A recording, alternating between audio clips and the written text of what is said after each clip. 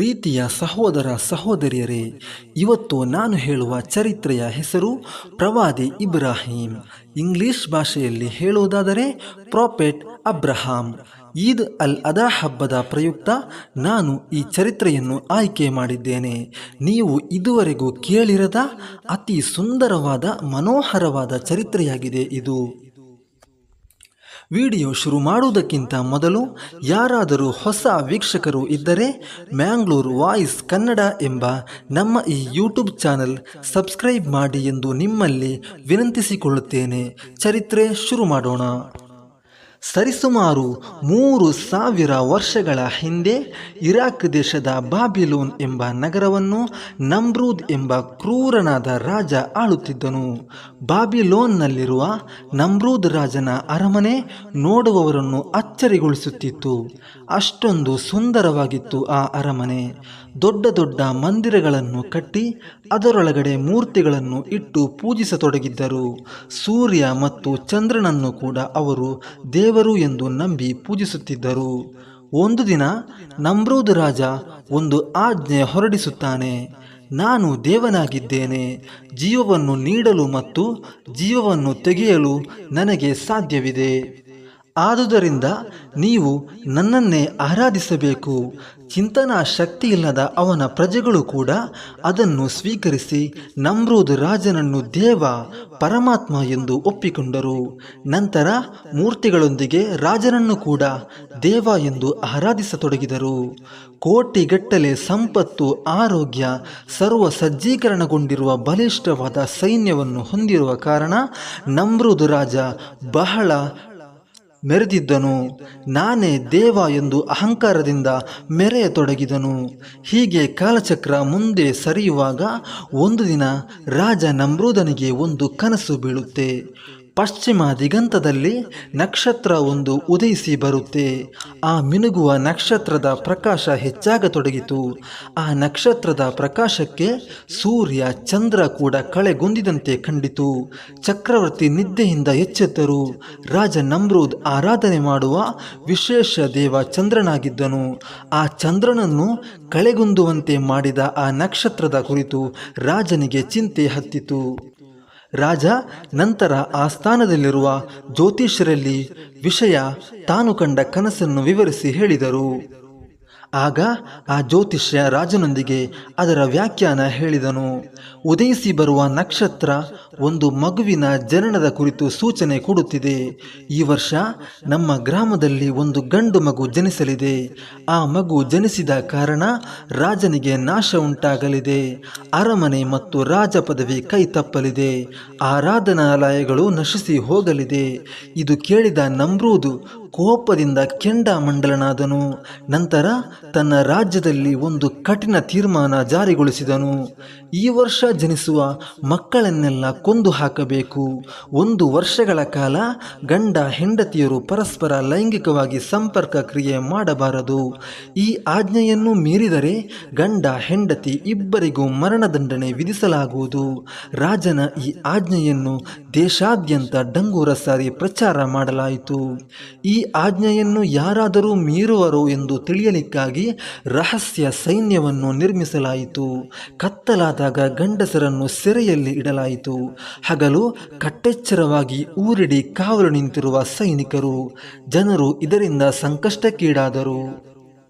ಜನರಿಗೆ ರಾಜನ ಈ ಆಜ್ಞೆಯನ್ನು ಸ್ವೀಕರಿಸಲು ಮನಸ್ಸಿಲ್ಲದಿದ್ದರೂ ಬಲವಂತದಿಂದ ಮರಣ ದಂಡನೆಗೆ ಹೆದರಿ ಸ್ವೀಕರಿಸಲೇಬೇಕಾಯಿತು.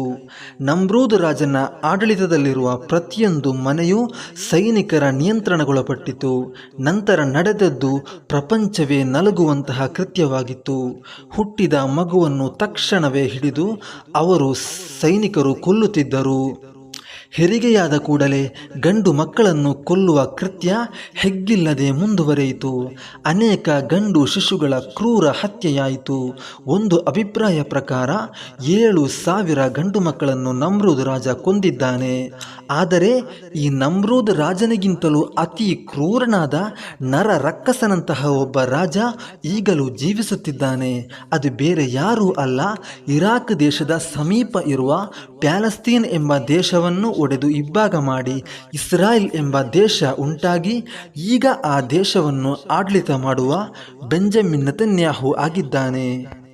ನಮ್ರೂದ್ ಕೊಂದದ್ದು 7,000 ಮಕ್ಕಳನ್ನಾದರೆ ಈಗ ಪ್ರಸ್ತುತವಾಗಿ ನಡೆಯುವ ಇಸ್ರಾಯೇಲ್ ಹಮಾಸ್ ನಡುವಿನ ಯುದ್ಧದಲ್ಲಿ ಯಾವುದೇ ಯುದ್ಧದಲ್ಲಿ ಪಾಲ್ಗೊಳ್ಳದ ನಿರಪರಾಧಿಗಳಾದ 14,500 ಮಕ್ಕಳನ್ನು ಇಸ್ರೇಲ್ ಸೈನಿಕರು ಕೊಂದು ಹಾಕಿದ್ದಾರೆ. ಕಳೆದ ಮೇ ತಿಂಗಳಿನಲ್ಲಿ ಬಂದ ವರದಿ ಈ ತಿಂಗಳಿನಲ್ಲಿ ಇನ್ನೂ ಹೆಚ್ಚಾಗಿರಲೂಬಹುದು.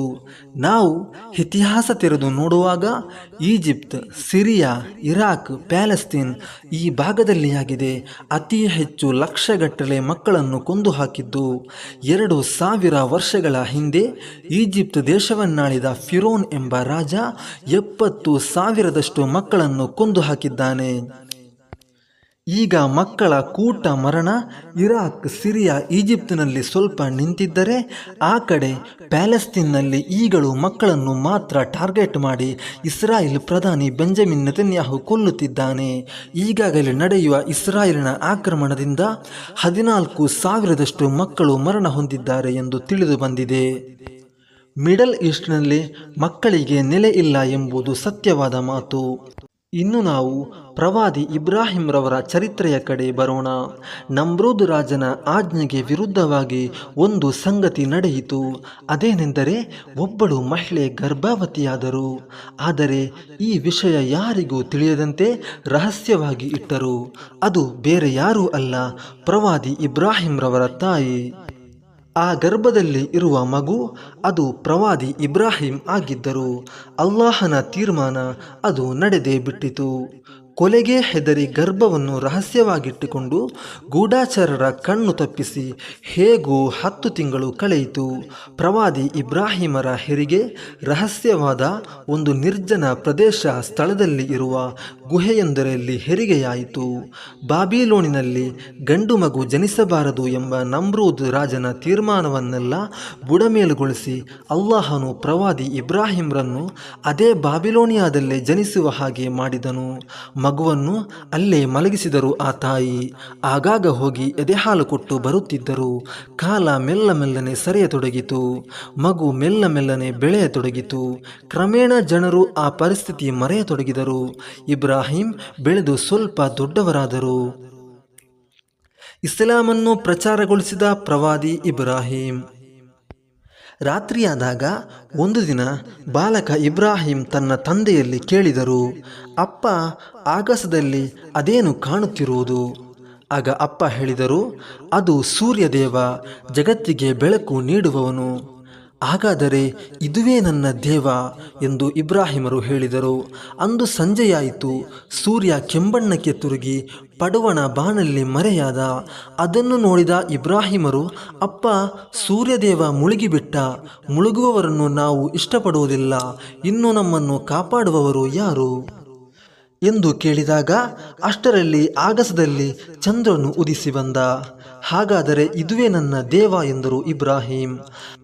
ಆದರೆ ಪಶ್ಚಿಮದಲ್ಲಿ ಮರೆಯಾಗಿತ್ತಿರುವ ಚಂದ್ರವನ್ನು ನೋಡುತ್ತಾ ಇಬ್ರಾಹಿಮರು ಹೇಳಿದರು, ಇದು ದೇವರೆಂದು ಭಾವಿಸಿದ್ದೆ. ಆದರೆ ಮರೆಯಾಗುವವನು ಹೇಗೆ ತಾನೇ ದೇವರಾಗಬಲ್ಲ? ಮರೆಯಾದರೆ ಈ ಜಗತ್ತನ್ನು ನೋಡಿಕೊಳ್ಳುವವರು ಯಾರು? ಇದಾಗದು. ಎಂದಿಗೂ ಮರೆಯಾಗದ, ಸದಾ ನಮ್ಮನ್ನು ವೀಕ್ಷಿಸುತ್ತಿರುವ ಸರ್ವಜ್ಞಾನಿಯ ದೇವನಾಗಲು ಯೋಗ್ಯ. ಅಂಥ ದೇವನು ನನಗೆ ದಾರಿ ತೋರಿಸದೆ ಹೋಗಿದ್ದರೆ ಇವರಂತೆ ನಾನು ತಪ್ಪು ನಂಬಿಕೆಯಲ್ಲಿ ಸೇರಿ ಬಿಡುತ್ತಿದ್ದೆ. ನೀವು ವಿಗ್ರಹವನ್ನು ದೇವರನ್ನಾಗಿ ಮಾಡುತ್ತೀರಾ? ಕೇಳಲಾರದ, ನೋಡಲಾರದ ಮತ್ತು ನಿಮ್ಮ ಯಾವುದೇ ಕೆಲಸಕ್ಕೆ ಬಾರದ ವಿಗ್ರಹಗಳಿಗೆ ಯಾಕೆ ಪೂಜಿಸುತ್ತಿರುವಿರಿ? ನೀವು ಹಾಗೂ ನಿಮ್ಮ ಜನಾಂಗವು ಸ್ಪಷ್ಟವಾದ ಪಥಭ್ರಷ್ಟತೆಯಲ್ಲಿದ್ದೀರಿ. ನಿಮಗೆ ಇಲ್ಲದ ಜ್ಞಾನ ನನಗೆ ಬಂದಿದೆ. ಆದ್ದರಿಂದ ನಾನು ಹೇಳಿದಂತೆ ಕೇಳಿ. ನಾನು ನಿಮಗೆ ಸತ್ಯಮಾರ್ಗವನ್ನು ತೋರಿಸುವೆನು. ಅಪ್ಪ, ತಾವು ಶೈತಾನನ್ನು ಆರಾಧಿಸಬೇಡಿರಿ. ಶೈತಾನನು ಕಾರುಣ್ಯವಂತನಾದ ಅಲ್ಲಾಹನ ಆಜ್ಞೋಲ್ಲಂಘಕನು. ಅಪ್ಪ, ಈ ಮೂರ್ತಿ ಪೂಜೆಯನ್ನು ತೊರೆಯದಿದ್ದರೆ ಪರಮ ದಯಾಮಯನಾದ ಅಲ್ಲಾಹನ ಶಿಕ್ಷೆಗೆ ಗುರಿಯಾಗಿ ಬಿಡುವಿರಿ ಹಾಗೂ ಶೈತಾನನ ಸಂಗಾತಿಯಾಗುವಿರಿ ಎಂಬ ಭಯ ನನಗೆ ಕಾಡುತ್ತಿದೆ. ಆದರೆ ಇಬ್ರಾಹಿಮರ ಉಪದೇಶ ಆ ತಂದೆಗೆ ಫಲ ಕೊಡಲಿಲ್ಲ. ಆತ ಹೇಳಿದ, ಇಬ್ರಾಹಿಂ, ಏನು ನನ್ನ ದೇವರುಗಳನ್ನು ನಿರಾಕರಿಸುತ್ತಿದ್ದೀಯಾ? ಇನ್ನು ಮುಂದುವರಿದರೆ ನಿನ್ನನ್ನು ಕಲ್ಲೆಸೆದು ಕೊಲ್ಲುವೆನು. ಇಲ್ಲಿಂದ ಬೇಗ ತೊಲಗು. ಇಬ್ರಾಹಿಮರು ಒಂದಿಷ್ಟು ಸಿಟ್ಟಾಗದೆ, ತಮಗೆ ವಂದನೆಗಳು, ನಿಮಗಾಗಿ ನಾನು ನನ್ನ ಒಡೆಯನಲ್ಲಿ ಕ್ಷಮೆ ಕೇಳುವೆ. ಅವನು ನನ್ನ ಮೇಲೆ ತುಂಬ ದಯೆಯುಳ್ಳವನು. ನಾನು ನಿಮ್ಮನ್ನು ಮತ್ತು ನಿಮ್ಮ ದೇವರುಗಳನ್ನು ಬಿಟ್ಟು ಹೋಗುತ್ತೇನೆ. ನನ್ನ ಒಡೆಯನನ್ನೇ ಆರಾಧಿಸುತ್ತೇನೆ. ಅವನನ್ನು ಆರಾಧಿಸಿದ ಕಾರಣಕ್ಕೆ ನಾನು ಭಾಗ್ಯಹೀನನಾಗಲಾರನೆಂದು ನನಗೆ ಖಾತ್ರಿಯಿದೆ. ಇಬ್ರಾಹಿಮರ ವಾದವು ಹೊಸ ಕ್ರಾಂತಿಯ ಅಲೆ ಎಬ್ಬಿಸಿತು. ಇಬ್ರಾಹಿಮರು ದೃಢ ಚಿತ್ತರಾಗಿ ನುಡಿದರು, ಓ ಜನರೇ, ನೀವು ಪೂಜಿಸುತ್ತಿರುವ ದೈವಗಳಿಂದ ನಾನು ದೂರವಾಗಿದ್ದೇನೆ. ನಾನು ಆಕಾಶ ಭೂಮಿಗಳ ಪ್ರಭುವಿನತ್ತ ತಿರುಗಿದ್ದೇನೆ. ಅಸತ್ಯದಿಂದ ಸತ್ಯ ಮಾರ್ಗಕ್ಕೆ ಚಲಿಸಿದ್ದೇನೆ. ನಾನು ಮುಸ್ಲಿಂ ಆಗಿದ್ದೇನೆ. ನಾನು ಬಹು ದೇವಾರಾಧಕರಾದ ಸಾಲಿಗೆ ಎಂದಿಗೂ ಸೇರಲಾರೆ. ನೀವು ನಿಮ್ಮ ಹಿರಿಯರು ಪೂಜಿಸುತ್ತಿರುವ ಎಲ್ಲ ದೇವರುಗಳು ನನ್ನ ಶತ್ರುಗಳು. ನನ್ನ ದೇವರು ಸಕಲ ಲೋಕ ಪರಿಪಾಲಕನಾದ ಅಲ್ಲಾಹನೊಬ್ಬನೇ. ಜನರು ಮೂರ್ತಿಗಳ ಮುಂದೆ ಜಪ ಕುಳಿತಿರುವುದನ್ನು ಕಂಡಾಗ ಇಬ್ರಾಹಿಮರು ಕೇಳಿದರು, ಏನಿದು? ಪ್ರತಿಮೆಗಳ ಮುಂದೆ ತಪಸ್ಸು ಕುಳಿತಿದ್ದೀರಲ್ಲ, ಯಾವ ಆಧಾರದಲ್ಲಿ ಹೀಗೆ ಮಾಡುತ್ತಿದ್ದೀರಿ? ಆಗ ಜನರು ಹೇಳಿದರು, ನಮ್ಮ ಪೂರ್ವಜರು ಇವುಗಳನ್ನು ಪೂಜಿಸುತ್ತಿರುವುದನ್ನು ನಾವು ಕಂಡಿದ್ದೇವೆ ಎಂದು ಉತ್ತರಿಸಿದರು. ಇಬ್ರಾಹಿಮರು ಹೇಳಿದರು, ನೀವು ಪಥಭ್ರಷ್ಟರಾಗಿರುವಿರಿ. ನಿಮ್ಮ ಪೂರ್ವಜರು ಪಥಭ್ರಷ್ಟರಾಗಿದ್ದರು. ಜನರು ಕೇಳಿದರು, ನೀನು ನಿಜಕ್ಕೂ ಸತ್ಯ ಹೇಳುತ್ತಿರುವೆಯಾ ಅಥವಾ ಪರಿಹಾಸ್ಯ ಮಾಡುತ್ತಿರುವೆಯಾ?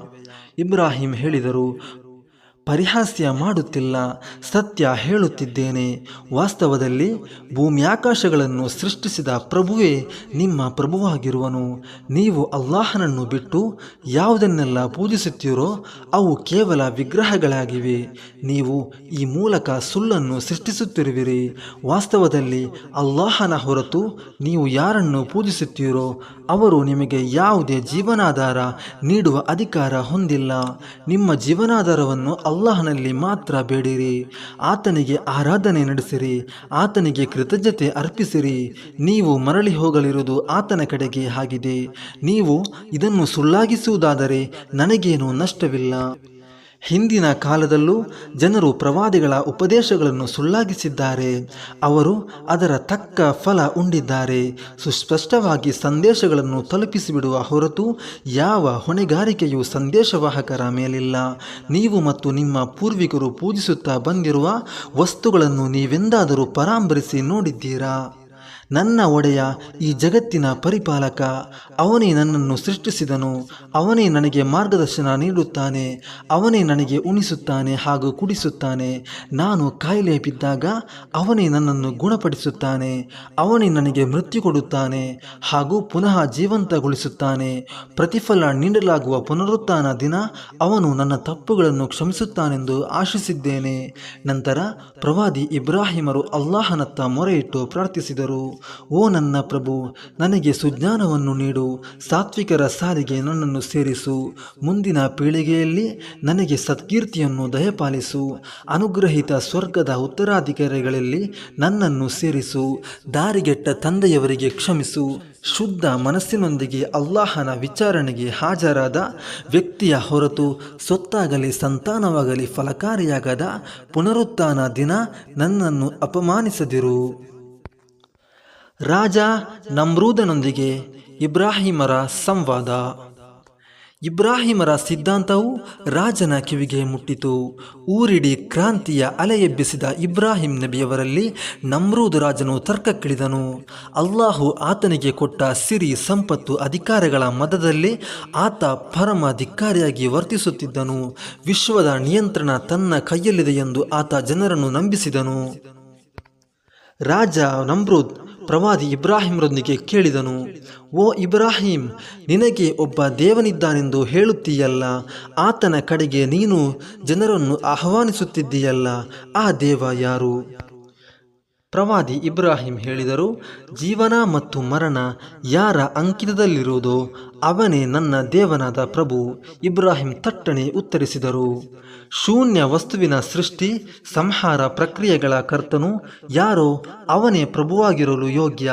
ಸೃಷ್ಟಿ ಸಂಹಾರದಿ ಕ್ರಿಯೆಗಳಿಗೆ ಒಬ್ಬ ಕರ್ತ ಅಗತ್ಯವೆಂಬ ಇಬ್ರಾಹಿಂ ನಬಿಯವರ ಸಮರ್ಥನೆಯನ್ನು ಆತ ಪ್ರಶ್ನಿಸಲಿಲ್ಲ. ಆದರೆ ಜೀವನ ಮತ್ತು ಮರಣ ನನ್ನ ಅಂಕಿತದಲ್ಲೂ ಇದೆ ಎಂದು ನಮ್ರೂದ್ ವಾದಿಸತೊಡಗಿದ. ಮರಣ ದಂಡನೆಯ ತೀರ್ಪಿಗೆ ಗುರಿಯಾಗಿ ಸೆರೆಯಲ್ಲಿರುವ ಇಬ್ಬರನ್ನು ಕರೆಸಿ ಒಬ್ಬನನ್ನು ಕೊಂದು ಹಾಕಿದನು, ಇನ್ನೊಬ್ಬನನ್ನು ಬಿಡುಗಡೆಗೊಳಿಸಿದನು. ನಿನ್ನ ಪ್ರಭು ಜೀವ ಮರಣ ಕೊಡುವವನು ಎನ್ನುತ್ತಿರುವೆಯಲ್ಲ, ನಾನೂ ಕೂಡ ಒಬ್ಬನಿಗೆ ಮರಣ ಕೊಟ್ಟೆ, ಇನ್ನೊಬ್ಬನಿಗೆ ಜೀವದಾನ ನೀಡಿದೆ ಎಂದು ರಾಜ ನಮ್ರೂದ್ ಹೇಳಿದನು. ಇಬ್ರಾಹಿಮರು ಹೇಳಿದರು, ನನ್ನ ದೇವನು ಸೂರ್ಯನನ್ನು ಪೂರ್ವದಲ್ಲಿ ಉದಯಿಸಿ ಪಶ್ಚಿಮದಿಂದ ಮೂಡಿಸುತ್ತಾನೆ. ನೀನು ದೇವನಾಗಿದ್ದರೆ ಸೂರ್ಯನನ್ನು ಪಶ್ಚಿಮದಿಂದ ಉದಯಿಸಿ ಪೂರ್ವದಲ್ಲಿ ಮೂಡಿಸು. ಇದನ್ನು ಕೇಳಿದ ಆ ಸತ್ಯನಿಷೇಧಿಯಾದ ರಾಜ ದಿಗ್ಮೂಢನಾದನು, ನಿರುತ್ತರನಾದನು. ಆದರೂ ಆತ ತನ್ನ ದುರ್ಮಾರ್ಗದಿಂದ ಹಿಂದೆ ಸರಿಯಲಿಲ್ಲ. ಇಂತಹ ಅಕ್ರಮಿಗಳಿಗೆ ಅಲ್ಲಾಹನು ವಿಜಯ ಮಾರ್ಗವನ್ನು ತೋರಿಸುವುದಿಲ್ಲ. ಪ್ರವಾದಿ ಇಬ್ರಾಹಿಮರು ಮೂರ್ತಿಗಳ ಅಸಹಾಯಕತೆಯನ್ನು ಪ್ರತ್ಯಕ್ಷ ರೂಪದಲ್ಲಿ ತೋರಿಸಿಕೊಡುವ ಯೋಜನೆ ಹಾಕಿದರು. ತಕ್ಕ ಸಂದರ್ಭಕ್ಕಾಗಿ ಅವರು ಕಾದಿದ್ದರು. ವರ್ಷಂಪ್ರತಿ ಬಹಳ ವಿಜೃಂಭಣೆಯಿಂದ ನಡೆಯುತ್ತಿದ್ದ ಉತ್ಸವದ ದಿನ ಬಂತು. ಮಂದಿರವೊಂದರಲ್ಲಿ ಎಲ್ಲರೂ ನೆರೆದು ಪೂಜೆ ಪುರಸ್ಕಾರಗಳನ್ನು ಸಲ್ಲಿಸಿ ದೂರದ ಮೈದಾನಕ್ಕೆ ಹೋಗಿ ವಿವಿಧ ವಿನೋದಗಳಲ್ಲಿ ತೊಡಗುವುದು ಹಾಗೂ ವಾಪಸ್ಸು ಮಂದಿರಕ್ಕೆ ಬಂದು ವಿಗ್ರಹಗಳಿಗೆ ನಮಿಸುವುದು ಅಂದಿನ ಜನರ ಜಾತ್ರೋತ್ಸವವಾಗಿತ್ತು. ಇಬ್ರಾಹಿಮರು ಜಾತ್ರೆಗೆ ಬಂದರು. ಜನರಿಗೆ ಸಂಶಯ ಬಾರದಂತೆ ಪೂಜೆಯಿಂದ ಬಿಟ್ಟು ನಿಲ್ಲುವ ಉಪಾಯವನ್ನು ಕಂಡು ಹಿಡಿಯಲಿಕ್ಕಾಗಿ ಅವರು ಆಕಾಶದತ್ತ ದಿಟ್ಟಿಸಿ ಚಿಂತಾಮಗ್ನರಾದರು. ನಂತರ ನನಗೆ ಹುಷಾರಿಲ್ಲವೆಂದು ಹೇಳಿದರು. ಅವರ ಅನುಪಸ್ಥಿತಿಯಲ್ಲಿ ಆ ವಿಗ್ರಹಗಳನ್ನು ನುಚ್ಚುನೂರು ಮಾಡಲು ಅವರು ಉದ್ದೇಶಿಸಿದ್ದರು. ಹೀಗಾಗಿ ಅವರೊಂದಿಗೆ ಉತ್ಸವದಲ್ಲಿ ಭಾಗವಹಿಸದಿರಲು ನಿಮ್ಮ ಧೋರಣೆಯಲ್ಲಿ ನನ್ನ ಮನಸ್ಸಿನ ಆರೋಗ್ಯ ಕೆಟ್ಟಿದೆ ಎಂಬ ದ್ವಾಯಾರ್ಥ ಪ್ರಯೋಗವನ್ನು ಮಾಡಿದ್ದರು. ಆದರೆ ಜನರು ಇಬ್ರಾಹಿಮರಿಗೆ ದೈಹಿಕವಾಗಿ ಏನೋ ದೊಡ್ಡ ರೋಗ ಬಾಧಿಸಿದೆ, ಹೀಗಾಗಿ ಜಾತ್ರೆಯಲ್ಲಿ ಭಾಗವಹಿಸಲು ಸಾಧ್ಯವಾಗಲಿಲ್ಲ ಎಂದು ತಪ್ಪಾಗಿ ಗ್ರಹಿಸಿಕೊಂಡಿದ್ದರು. ಅಲ್ಲಾಹನಾನೇ, ನೀವು ಈ ಮೂರ್ತಿ ಬಳಿಯಿಂದ ಹಿಂತಿರುಗಿ ಹೋದ ನಂತರ ನಾನು ನಿಮ್ಮ ವಿಗ್ರಹಗಳನ್ನು ನಾಶ ಮಾಡುವೆನು. ಇಬ್ರಾಹಿಮರು ಸ್ವಗತ ಹೇಳಿಕೊಂಡರು. ಎಲ್ಲರೂ ಹೊರಟು ಹೋದ ಬಳಿಕ ಇಬ್ರಾಹಿಮರು ತನ್ನ ಮನೆಯತ್ತ ಧಾವಿಸಿ ಕೊಡಲಿಯನ್ನು ಎತ್ತಿಕೊಂಡು ನೇರ ಮಂದಿರಕ್ಕೆ ನುಗ್ಗಿದರು. ಅಲ್ಲಿ ಅನೇಕ ಮೂರ್ತಿಗಳನ್ನು ನಿಲ್ಲಿಸಲಾಗಿತ್ತು. ಉತ್ಸವಕ್ಕೆ ಹೋಗುವಾಗ ಅವುಗಳ ಮುಂದೆ ನೈವೇದ್ಯವಾಗಿ ಅವರು ಆಹಾರವನ್ನು ಇರಿಸಿದ್ದರು. ಇದನ್ನು ಕಂಡ ಇಬ್ರಾಹಿಮರು ಪರಿಹಾಸ್ಯ ಭಾವನೆಯಲ್ಲಿ ಮೂರ್ತಿಗಳತ್ತ ನೋಡುತ್ತಾ ಹೇಳಿದರು, ನಿಮ್ಮ ಎದುರಿಗಿಟ್ಟ ಆಹಾರವನ್ನೇಕೆ ತಿನ್ನುತ್ತಿಲ್ಲ? ಯಾಕೆ ನೀವು ಮಾತನಾಡುತ್ತಿಲ್ಲ? ಏನು ಕೇಳಿದರೂ ಮಾತಾಡುತ್ತಿಲ್ಲ? ಮೂರ್ಖರು ನೀವು. ಮತ್ತೆ ನಿಮ್ಮನ್ನು ಪೂಜಿಸುವವರಿಗೆ ನೀವು ಉಪಕಾರ ಮಾಡುವುದಾದರೂ ಹೇಗೆ ಎನ್ನುತ್ತಾ ಕೈಯಲ್ಲಿದ್ದ ಕೊಡಲಿ ಎತ್ತಿ ಒಂದು ವಿಗ್ರಹದ ತಲೆಗೆ ಬಲವಾಗಿ ಒಂದೇಟು ಕೊಟ್ಟರು. ಮಂದಿರದಲ್ಲಿದ್ದ ಒಂದು ದೊಡ್ಡ ಮೂರ್ತಿಯನ್ನು ಬಿಟ್ಟು ಉಳಿದ ಎಲ್ಲ ಮೂರ್ತಿಗಳನ್ನು ಒಡೆದು ಹಾಕಿದರು. ಎಲ್ಲ ಮುಗಿದ ಬಳಿಕ ಒಡೆಯದೆ ಉಳಿಸಿದ ದೊಡ್ಡ ವಿಗ್ರಹದ ಕೊರಳಿಗೆ ಕೊಡಲಿಯನ್ನು ತೂಗು ಹಾಕಿ ಅಲ್ಲಿಂದ ಹೊರಟು ಹೋಗಿ ಮನೆ ಸೇರಿದರು. ಜನರೆಲ್ಲ ಮೈದಾನದಲ್ಲಿ ನೃತ್ಯ, ಆಟೋಟ, ವಿನೋದಗಳನ್ನೆಲ್ಲ ಮುಗಿಸಿ ಮಂದಿರಕ್ಕೆ ಬಂದರು. ಮಂದಿರದೊಳಗೆ ಕಾಲಿಟ್ಟಾಗ ಆ ದೃಶ್ಯ ಕಂಡು ಬೆಚ್ಚಿ ಬಿದ್ದರು. ಮೂರ್ತಿಗಳೆಲ್ಲ ಧ್ವಂಸಗೊಂಡು ಚೂರು ಚೂರಾಗಿ ಹರಡಿ ಬಿದ್ದಿವೆ. ಒಂದು ದೊಡ್ಡ ಮೂರ್ತಿ ಮಾತ್ರ ಏನೂ ಹಾನಿಯಿಲ್ಲದೆ ಉಳಿದದ್ದು. ಅದರ ಕೊರಳಲ್ಲಿ ಒಂದು ಕೊಡಲಿ ನೇತಾಡುತ್ತಿದೆ. ಅಯ್ಯೋ, ಇದೇನಿದು ದೇವರ ಅವಸ್ಥೆ ನೋಡಿ! ಯಾವ ದುಷ್ಟ ಈ ಅನ್ಯಾಯ ಮಾಡಿದ? ದೇವರನ್ನು ಧ್ವಂಸ ಮಾಡಿದ ಆ ಮಹಾಪಾಪಿ ಯಾರು?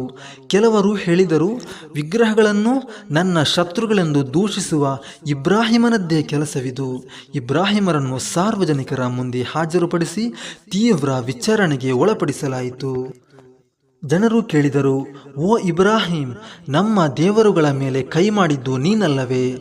ಆಗ ಇಬ್ರಾಹಿಂ ಹೇಳಿದರು, ಕೊಡಲಿಯನ್ನು ಹೆಗಲಿಗೇರಿಸಿಕೊಂಡ ಆ ದೊಡ್ಡ ಮೂರ್ತಿಯೊಂದಿಗೆ ನೀವು ಕೇಳಿರಿ.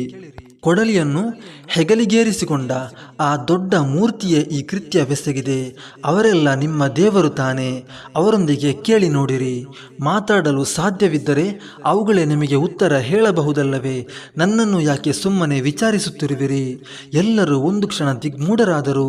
ಮಾತು ಬಾರದ ಜೀವವಿಲ್ಲದ ಈ ಜಡ ಮೂರ್ತಿಗಳಿಗೆ ಪೂಜಿಸುತ್ತಿರುವುದು ಮಹಾ ಅಪರಾಧವಾಗಿ ಅವರಿಗೆ ಕಂಡಿತು. ಆದರೆ ಸತ್ಯ ಸಂಗತಿ ಗೊತ್ತಾದರೂ ಅವರು ತಮ್ಮ ಹಿಂದಿನ ನಿಲುವಿಗೆ ಅಂಟಿಕೊಂಡರು.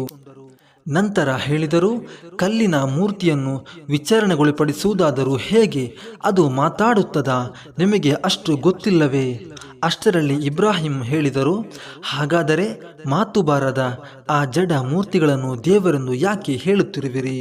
ಯಾವುದೇ ಉಪದ್ರವವನ್ನು ಮಾಡಲಾಗದ ಜೀವವಿಲ್ಲದ ಕಲ್ಲನ್ನು ಪೂಜಿಸುವುದರಿಂದ ನಿಮಗೆ ಸಿಗುವ ಪ್ರಯೋಜನವಾದರೂ ಏನು?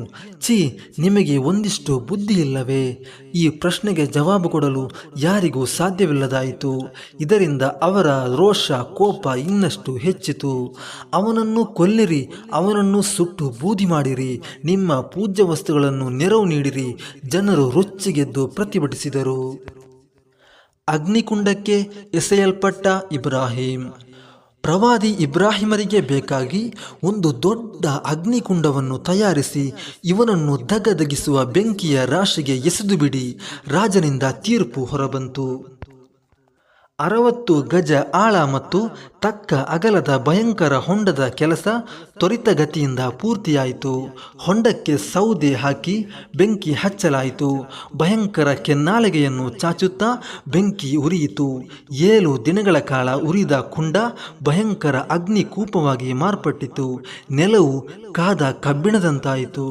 ಅಗ್ನಿಕುಂಡ ಎಷ್ಟು ಭಯಂಕರವಾಗಿತ್ತೆಂದರೆ ಮೇಲೆ ಅಂತರಿಕ್ಷದಲ್ಲಿ ಕುಂಡದ ನೇರ ಹಾದು ಹೋಗುವ ಪಕ್ಷಿಗಳು ಕೂಡ ಉರಿದು ಬೀಳತೊಡಗಿದವು. ಕೆಳಗಡೆ ಕುಂಡದ ತಾಪ ಎಷ್ಟು ಭಯಂಕರವಾಗಿತ್ತೆಂದರೆ ಹತ್ತಿರ ಸುಳಿಯಲು ಸಾಧ್ಯವಿಲ್ಲದಾಯಿತು. ಆಗ ಇಬ್ರಾಹಿಮರನ್ನು ಕುಂಡಕ್ಕೆ ಎತ್ತಿ ಎಸೆಯುವುದು ಹೇಗೆ ಎಂಬ ಸಮಸ್ಯೆ ಅವರಿಗೆ ಎದುರಾಯಿತು. ಈ ಬಗ್ಗೆ ಎಷ್ಟು ಯೋಚಿಸಿದರೂ ಉಪಾಯ ಹೊಳೆಯದೆ ಚಿಂತಿತರಾದಾಗ ಅವರ ಬಳಿಗೆ ಇಬ್ಲೀಸ್ ಶೈತಾನ್ ಲಅನತುಲ್ಲಾಹಿ ಅಲೈಹಿ ಬಂದು ಒಂದು ಉಪಾಯ ಹೇಳಿಕೊಟ್ಟನು. ಅದೇನೆಂದರೆ ಒಂದು ದೊಡ್ಡ ಬಿಲ್ಲಿನ ರಚನೆ. ಕುಂಡಕ್ಕೆ ಸಮೀಪದ ಒಂದು ಬೆಟ್ಟದಲ್ಲಿ ಆ ಬಿಲ್ಲನ್ನು ಸ್ಥಾಪಿಸುವಂತೆಯೂ ಇಬ್ಲೀಸನು ಸಲಹೆ ಕೊಟ್ಟನು. ಮಿಂಜನೀಕ್ ಎಂದು ಕರೆಯಲ್ಪಟ್ಟ ಈ ಯಂತ್ರವು ಹಿಂದಿನ ಕಾಲದಲ್ಲಿ ನಮ್ಮಲ್ಲಿ ನೀರಾವರಿಗೆ ಬಳಸುತ್ತಿದ್ದ ಏತದ ತಂತ್ರಗಾರಿಕೆಯಾಗಿತ್ತು. ಇಬ್ರಾಹಿಮರನ್ನು ಏತ ಬಿಲ್ಲಿಗೇರಿಸಲಾಯಿತು. ದೇವಚರರಾದ ಮಲಕ್ ಜಿಬ್ರೀಲರು ಬಂದು ಇಬ್ರಾಹಿಮರಲ್ಲಿ ಕೇಳಿದರು, ಏನು ಮಾಡಬೇಕು ಹೇಳಿ. ಆದರೆ ಇಬ್ರಾಹಿಮರು ಅದನ್ನು ನಯವಾಗಿ ನಿರಾಕರಿಸುತ್ತಾ, ಬೇಡ, ನನಗೆ ಅಲ್ಲಾಹು ಇದ್ದಾನೆ, ಬೇರೆ ಯಾರ ನೆರವು ಬೇಡ, ನನಗೆ ಅಲ್ಲಾಹನೇ ಸಾಕು. ಏತವನ್ನು ರಭಸದಿಂದ ಎಳೆದು ಬಿಟ್ಟಾಗ ಇಬ್ರಾಹಿಮರು ಅಗ್ನಿಕುಂಡಕ್ಕೆ ಹೋಗಿ ಬಿದ್ದರು. ಅಲ್ಲಾಹು ಬೆಂಕಿಗೆ ಆಜ್ಞೆ ಕೊಟ್ಟನು, ಓ ಅಗ್ನಿಯೇ, ಇಬ್ರಾಹಿಮರಿಗೆ ತಣ್ಣಗಾಗಿ ಬಿಡು, ಸುರಕ್ಷೆಯಾಗು. ಬೆಂಕಿ ಇಬ್ರಾಹಿಮರ ಪಾಲಿಗೆ ತಂಪಿನ ತಾಣವಾಗಿತ್ತು. ಅಗ್ನಿಕುಂಡ ಹೋದೋಟವಾಗಿ ಪರಿವರ್ತನೆಗೊಂಡಿತು. ಒಂದು ಕೂದಲು ಕೂಡ ಕೊಂಕದೆ ಇಬ್ರಾಹಿಮರು ಹೊಂಡದಿಂದ ಎದ್ದು ಮೇಲೆ ಬರುವುದನ್ನು ಕಂಡ ಚಕ್ರವರ್ತಿ ಹಾಗೂ ಪರಿವಾರ ಮೂಕ ವಿಸ್ಮಿತರಾದರು. ಈ ಅದ್ಭುತ ದೃಶ್ಯವನ್ನು ನೋಡಿ ನಿಂತವರಲ್ಲಿ ಅನೇಕ ಮಂದಿ ಇಸ್ಲಾಂ ಧರ್ಮವನ್ನು ಸ್ವೀಕರಿಸಿದರು. ಈಜಿಪ್ಟ್ ದೇಶಕ್ಕೆ ಪ್ರವಾದಿ ಇಬ್ರಾಹಿಂ. ನಮ್ರೂದ್ ಮತ್ತು ಪರಿವಾರ ಇಂತಹ ಅದ್ಭುತ ಕಂಡರೂ ಸತ್ಯ ಮನವರಿಕೆಯಾದರೂ ಒಪ್ಪಿಕೊಳ್ಳಲು ಸಿದ್ಧರಾಗಿರಲಿಲ್ಲ. ಅವರು ಧಿಕ್ಕಾರ ಮತ್ತು ವೈರತ್ವವನ್ನು ಮುಂದುವರಿಸಿದರು. ಕೊನೆಗೆ ಅಲ್ಲಾಹನ ಆದೇಶದಂತೆ ಇಬ್ರಾಹಿಂ ನಬಿಯವರು ಬಾಬಿಲೋನಿಯಾದಿಂದ ಈಜಿಪ್ತಿಗೆ ಹಿಜ್ರಾ ಹೋದರು. ಜೊತೆಗೆ ಪತ್ನಿ ಸಾರಾ ಬೀವಿ ಕೂಡ ಇದ್ದರು. ಈ ಮಧ್ಯೆ ಲೂತ್ ನಬಿಯವರ ಬೋಧಿತ ಜನಾಂಗ ಅಲ್ಲಾಹನ ಶಿಕ್ಷೆಗೆ ಗುರಿಯಾಗಿ ಸರ್ವನಾಶವಾದುದರಿಂದ ಪ್ರವಾದಿ ಲೂತರು ಇಬ್ರಾಹಿಂ ನಬಿಯವರ ಜೊತೆಗೆ ಸೇರಿಕೊಂಡರು. ಅವರು ಇಬ್ರಾಹಿಮರ ಸಹೋದರ ಪುತ್ರನೂ ಆಗಿದ್ದರು. ಅವರು ಕೂಡ ಜೊತೆ ಸೇರಿ ಈಜಿಪ್ತಿಗೆ ಹೋದರು. ಇಬ್ರಾಹಿಂ ನಬಿಯವರಿಗೆ ಆಗ ಮಕ್ಕಳುಂಟಾಗಿರಲಿಲ್ಲ. ಈಜಿಪ್ತಿಗೆ ಹೋಗುವ ದಾರಿ ಮಧ್ಯೆ ಅಕ್ರಮಿಯಾದ ನಾಡರಸನೊಬ್ಬನ ರಾಜ್ಯದ ಮೂಲಕ ಹಾದು ಹೋಗಬೇಕಾಗಿತ್ತು. ತನ್ನ ನಾಡಿನ ಮೂಲಕ ಹಾದು ಹೋಗುವ ದಂಪತಿಗಳ ಪೈಕಿ ಸುಂದರಿಯಾದ ಹೆಂಡತಿಯರಿದ್ದರೆ ಪತಿಯನ್ನು ಕೊಂದು ಹೆಂಡತಿಯನ್ನು ವಶಪಡಿಸಿಕೊಳ್ಳುವ ದುಷ್ಟನಾಗಿದ್ದನು ಆ ನಾಡರಸ. ಇಬ್ರಾಹಿಂ ನಬಿಯವರ ಪತ್ನಿ ಸಾರಾ ಬೇವಿ ಅತೀವ ಸುಂದರಿಯಾಗಿದ್ದರು. ಅವರು ಆ ನಾಡಿನ ಮೂಲಕ ಹಾದು ಹೋಗುತ್ತಿರುವ ವಿಚಾರ ನಾಡರಸನಿಗೆ ತಿಳಿದು ಸೈನಿಕರನ್ನು ಚೂಬಿಟ್ಟನು. ಇದು ತಿಳಿದಾಗ ಇಬ್ರಾಹಿಂ ನಬಿಯವರು, ನೀನು ನನ್ನ ಪತ್ನಿಯಲ್ಲ, ತಂಗಿ ಅಂತ ಹೇಳು ಎಂದರು. ಸೈನಿಕರು ಬಂದು ಸಾರಾ ಬೀವಿಯರನ್ನು ಹಿಡಿದುಕೊಂಡು ರಾಜನ ಮುಂದೆ ಹಾಜರುಪಡಿಸಿದರು. ಇಬ್ರಾಹಿಂ ನಬಿಯವರು ನಮಾಜಿಗೆ ನಿಂತರು. ಪತ್ನಿಯನ್ನು ಪಾರು ಮಾಡುವಂತೆ ನಮಾಜಿನಲ್ಲೇ ಪ್ರಾರ್ಥಿಸಿದರು. ರಾಜನು ಸಾರಾ ಬೀವಿಯನ್ನು ಅಂತಃಪುರಕ್ಕೆ ತಳ್ಳಿ ದೇಹ ಸುಖಕ್ಕೆ ಮುಂದಾದನು. ಆದರೆ ಹತ್ತಿರ ತಲುಪಿದಾಗ ಯಾರೋ ತನ್ನ ಕತ್ತು ಹಿಚುಕುವಂತಹ ಅನುಭವವಾಯಿತು. ಕೈಕಾಲು ನಡುಗಿತು, ಉಸಿರುಗಟ್ಟಿತು, ಹೆದರಿ ದೂರ ಸಾಗಿದ. ಮತ್ತೆಯೂ ಸಾರಾ ಬೇವಿಯ ಹತ್ತಿರ ಬಂದಂತೆ ಅದೇ ಅನುಭವ ಆಗತೊಡಗಿತು. ಈಕೆ ಸಾಮಾನ್ಯ ಸ್ತ್ರೀ ಅಲ್ಲವೆಂಬುದು ಗೊತ್ತಾಗಿ ಗೌರವಾದರ ನೀಡಿದನಲ್ಲದೆ ಹಾಜರ್ ಎಂಬ ಹೆಸರಿನ ಓರ್ವ ದಾಸಿಯನ್ನು ಬಹುಮಾನವಾಗಿ ಕೊಟ್ಟನು. ಇಬ್ರಾಹಿಂ ನಬಿಯವರಿಗೆ ಈ ಘಟನೆಗಳನ್ನೆಲ್ಲ ನಮಾಜಿನಲ್ಲಿರುವಾಗಲೇ ಅಲ್ಲಾಹನು ತೋರಿಸಿಕೊಟ್ಟಿದ್ದನು. ಖಲೀಲ್ ಎಂಬ ಸ್ಥಾನ ದೊರಕಿತು. ಬಹಳ ಪ್ರಾಯದವರೆಗೆ ಮಕ್ಕಳಾಗದೆ ಪ್ರಾರ್ಥಿಸುತ್ತಾ ಇದ್ದ ಇಬ್ರಾಹಿಂ ಪ್ರವಾದಿಯವರಿಗೆ ನಂತರ ಅಲ್ಲಾಹು ಅನೇಕ ಮಕ್ಕಳನ್ನು ನೀಡಿದನು. ಅವರ ಪೈಕಿ ಇಸ್ಮಾಯಿಲ್, ಇಸ್ಹಾಕ್ ಪ್ರವಾದಿಗಳಾಗಿದ್ದರು. ಕಸ್ತೂರಾ ಎಂಬ ಹೆಸರಿನ ಪತ್ನಿಯಲ್ಲಿ ಮದಿಯನ್, ಸಂಬ್ರಾನ್, ಸಾಜ್, ಯಕ್ಸಾನ್, ನಷ್ಕ್, ಯಹೀದ್ ಎಂಬ 6 ಮಕ್ಕಳಾದವು.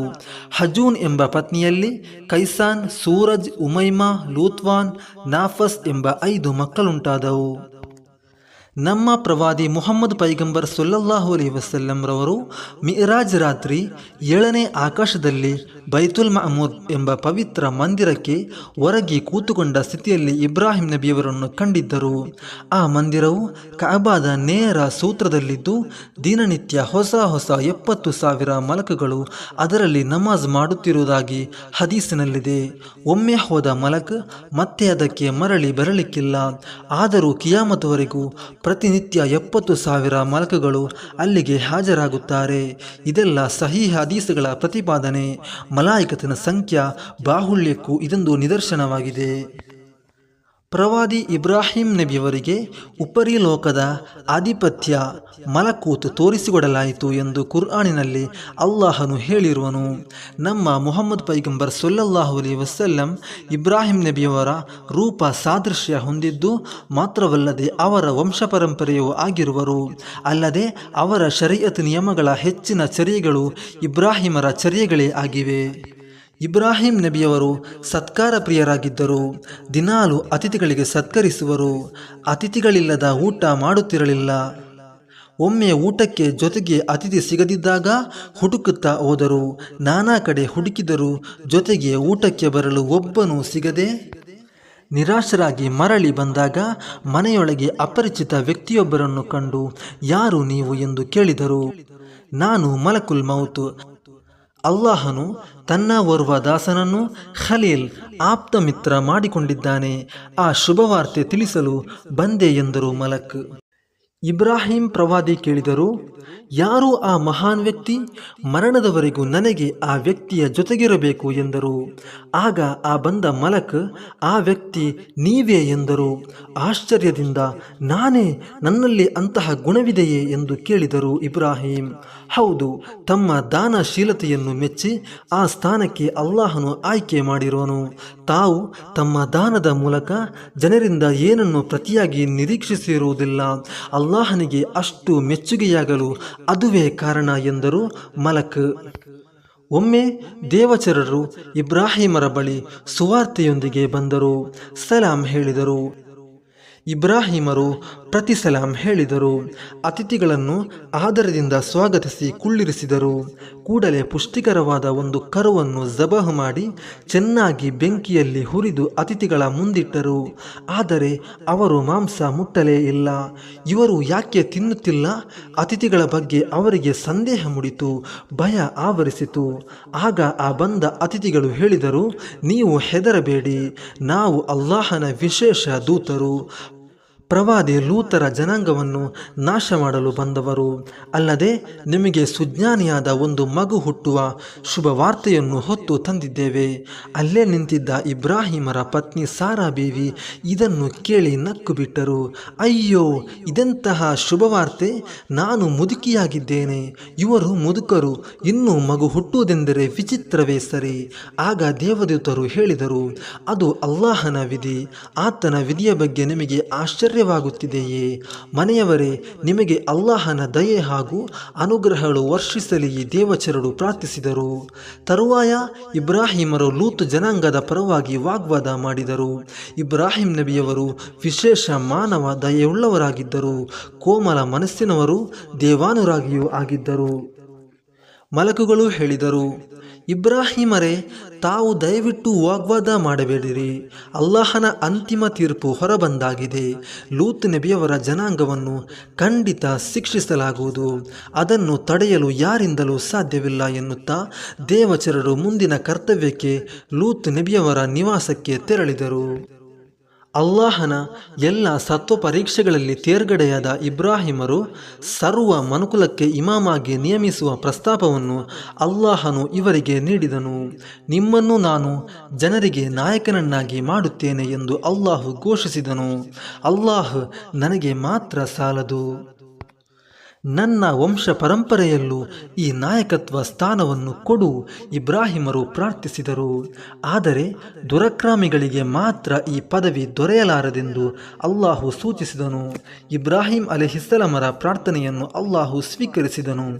ಇವರ 2 ಮಕ್ಕಳ ಪೈಕಿ ಇಸ್ಹಾಕ್ ನಬಿಯವರ ಪೀಳಿಗೆ ಇಸ್ರಾಯೇಲರಿಂದ ಅನೇಕ ಪ್ರವಾದಿಗಳನ್ನು ನಿಯೋಗಿಸಿದನು. ಇನ್ನೊಬ್ಬ ಪುತ್ರ ಇಸ್ಮಾಯಿಲ್ ನಬಿ ಅಲೈಹಿಸ್ಸಲಾಂ ಅವರ ಪೀಳಿಗೆಯಾದ ಅರಬಿಗಳಿಂದ ಅಂತ್ಯ ಪ್ರವಾದಿ ಮುಹಮ್ಮದ್ ಸಲ್ಲಲ್ಲಾಹು ಅಲೈಹಿ ವಸಲ್ಲಮರನ್ನು ಅಲ್ಲಾಹನು ನಿಯೋಗಿಸಿದನು. ಅಲ್ಲಾಹನು ಮಕ್ಕಾ ಪಟ್ಟಣದಲ್ಲಿ ಏಕ ದೇವಾರಾಧನೆಗಾಗಿ ನಿರ್ಮಿಸಲಾಗಿದ್ದ ಕಾಬಾ ಮಂದಿರದ ಜೀರ್ಣೋದ್ಧಾರ ಕಾರ್ಯವನ್ನು ಕೈಗೆತ್ತಿಕೊಳ್ಳುವಂತೆ ಆಜ್ಞಾಪಿಸಿ ಅದರ ಸ್ಥಳವನ್ನು ಗೊತ್ತುಪಡಿಸಿದನು. ಇಬ್ರಾಹಿಮರು ಹಾಗೂ ತನ್ನ ಪುತ್ರ ಇಸ್ಮಾಯಿಲರು ಅಲ್ಲಿ ಕಾಬಾ ಭವನ ನಿರ್ಮಿಸಿದರು.